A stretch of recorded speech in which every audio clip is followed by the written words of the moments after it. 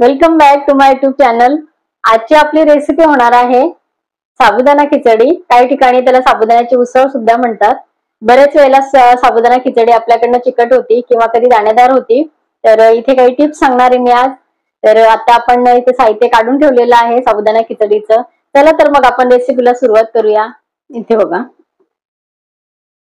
साबुदाणे मी रात्री भिजत लावले। आता मी इथे काढते हे बघा। साबुदाणा भिजवताना आपल्या पहिली टीप अशी आहे की आपण साबुदाण्यामध्ये जेव्हा पाणी टाकतो तेव्हा व्यवस्थित आपल्याला साबुदाणा पाणी घेऊन आणि हाताने सगळ्या बाजूने, जसं आपण तांदूळ धुतो तशा हलक्या हाताने सगळीकडून आपण असं हे करून हात फिरवून आणि त्यातलं पाणी 2 वेळेला काढून टाकायचं आहे। साबुदाण्यामधलं 2 वेळेला असं भरपूर सारे पाणी घ्यायचं, त्याच्यामध्ये असं व्यवस्थित मिक्स करायचं आणि पाणी काढून टाकायचं आहे।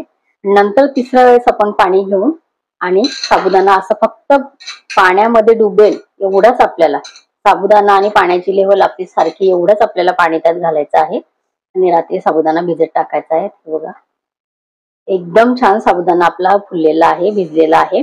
संपूर्णही पाणी काढून टाकायचं नाही आणि खूप सारं पाणी घालायचं नाही, फक्त साबुदाणा आपला पूर्णपणे लेवलला भिजेल एवढंच आपल्याला इथे पाणी घालायचं आहे रात्री भिजत लावताना। ही आपली पहिली टीप आहे। इथे आपण उकडलेले 2 बटाटे घेतलेले आहेत। वाटीभर इथे शेंगदाणे आहे, 5-6 इथे हिरवी मिरची आहे, तिखट तुम्ही तुमच्या आवडीप्रमाणे इथे घ्या आणि 15 ते 20 इथे आहेत काळी मिरी, त्यामुळे आपल्या खिचडीला छान चव येते।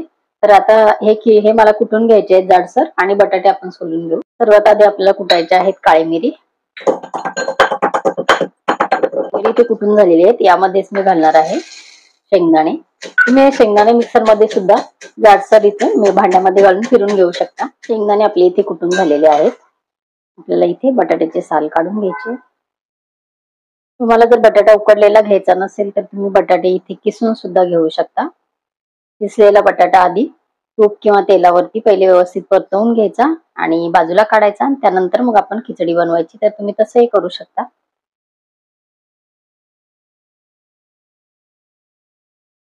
बटाटे इथे आपले सोलून झालेले आहेत, तर आपण आता थोडेसे त्याचे तुकडे करून घेऊ व्यवस्थित।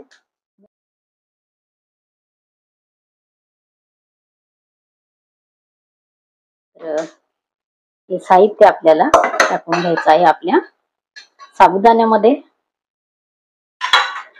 शेंगदाणे पण आपल्याला टाकून घ्यायचे आहेत आणि यामध्येच आपण मिरी सुद्धा कुटून टाकलेली आहेत आणि आता आपल्याला मिरची बारीक करायची आहे।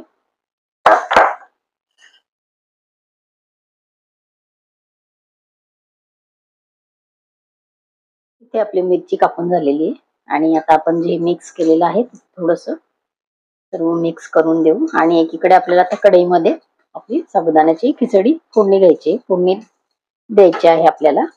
तर तुम्ही इथे तुपाची तेलाची फोडणी देऊ शकता, तुपाचीही देऊ शकता। आपल्याला 2 चमचे तेल घालायचं आहे, तुम्ही इथे तुपाचा वापर करू शकता। इथे तेल छान गरम झालेले आहेत, आता आपल्याला मिरची टाकून घ्यायची। एक खमंग आपल्याला मिरची इथे तेलामध्ये परतून घ्यायची आहे।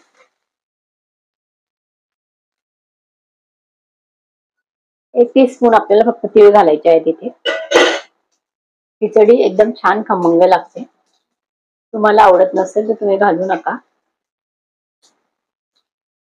तीळ आपले इथे छान तेलामध्ये परतले गेलेले आहे। इथे आपल्याला आता आपले मिक्स केलेले सर्व साहित्य कढईमध्ये घालून घ्यायचे।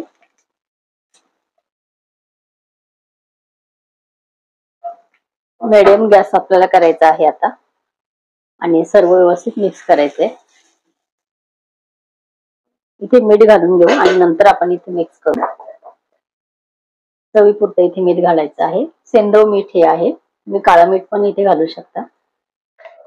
आणि थोडीशी आपल्याला घालायची आहे साखर, 1 टीस्पून। खिचडीमध्ये टेस्ट छान येते, तरी सुद्धा तुम्हाला आवडत नसेल तर तुम्ही नाही घातली तरी सुद्धा चालतं। आता आपल्याला हे सर्व मिक्स करायचं आहे। तर इथे आपण सर्व मिक्स केलेले आहे। आपल्याला आता एक वाफ खिचडीला आपल्या इथे काढून घ्यायची आहे मीडियम गॅसवरती। 1 मिनिट भर आपण ही वाफ काढून घेऊ। 1 मिनिट झालेलं आहे आपल्याला। गॅस खूप कमी ठेवायचा नाही आपल्याला आणि खूप जास्त नाही, मीडियम गॅसवरती आपण झाकण ठेवलेलं होतं। आता इथे आपल्याला 2 टीस्पून घालायचं आहे दूध. जर तुमची साबुदाणा खिचडी जास्त असेल तर तुम्ही जास्त प्रमाणात घाला, त्याच्यामुळे मऊसूत एकदम खिचडी आपली होते. दूध घातल्यानंतर परत आपल्याला एक वाफ इथे काढून घ्यायची आहे. आपली खिचडी इथे तयार झालेली आहे.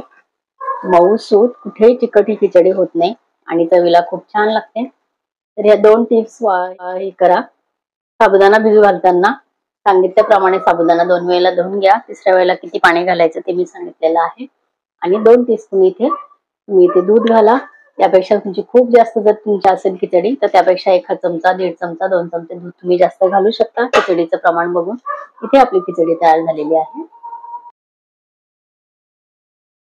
आजची खिचडीची रेसिपी तुम्हाला कशी वाटली कमेंट करून नक्की सांगा. आणि माझ्या चॅनलवरती नवीन असाल तर होम कुक रंजना चॅनलला सबस्क्राईब करा. आजची रेसिपी तुम्हाला आवडली असेल तर व्हिडिओला लाईक आणि शेअर करा. भेटूया परत असंच एका छानसा रेसिपी बरोबर. तोपर्यंत बाय बाय.